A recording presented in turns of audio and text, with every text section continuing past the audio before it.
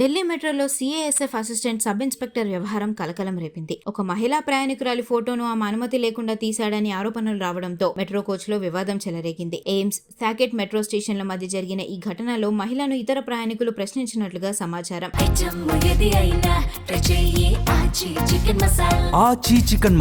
జవాన్ mobile phone ను ప్రయాణికులు పరిశీలించగా మహిళకు సంబంధించిన ఫోటోలు కనిపించాయని ఆరోపణలు వచ్చాయి. దాంతో ప్రయాణికులు ఫోటోలు డిలీట్ చేయాలని డిమాండ్ చేయడంతో వాగ్వాదం, తోపులాట జరిగినట్లుగా రిపోర్టులు చెబుతున్నాయి. ఈ ఘటన తర్వాత జవాన్ సర్వీస్ పిస్టల్ చూపించాడన్న ఆరోపణలు కూడా వచ్చాయి. అయితే ఈ అంశంపై ఢిల్లీ మెట్రో పోలీస్ వర్గాలు భిన్నంగా స్పందించినట్లుగా సమాచారం. అందుకే పిస్టల్ అంశాన్ని అధికారికంగా నిర్ధారిత విషయంగా కాకుండా ఆరోపణగా మాత్రమే చూడాలి. ఘటనపై సిఐఎస్ఎఫ్ వెంటనే చర్యలు తీసుకుని సంబంధిత ఏఎస్ఐని సస్పెండ్ చేసింది. పూర్తి స్థాయి శాఖాపరమైన విచారణకు ఆదేశించింది. పోలీసులకు పీసీఆర్ కాల్ వెళ్లినప్పటికీ ఫిర్యాదు చేసిన మహిళ ప్రస్తుతం ఢిల్లీలో లేరని, అధికారికంగా కేసు నమోదు చేయాలని కోరుకోవడం లేదని సమాచారం. అసలు మెట్రోలో ఏం జరిగింది? మహిళ ఫోటోలు ఎందుకు తీశారు? ఫోన్ లో ఫోటోలు ఉన్నాయన్నది నిజమేనా? పిస్టల్ బయటకు తీశారా?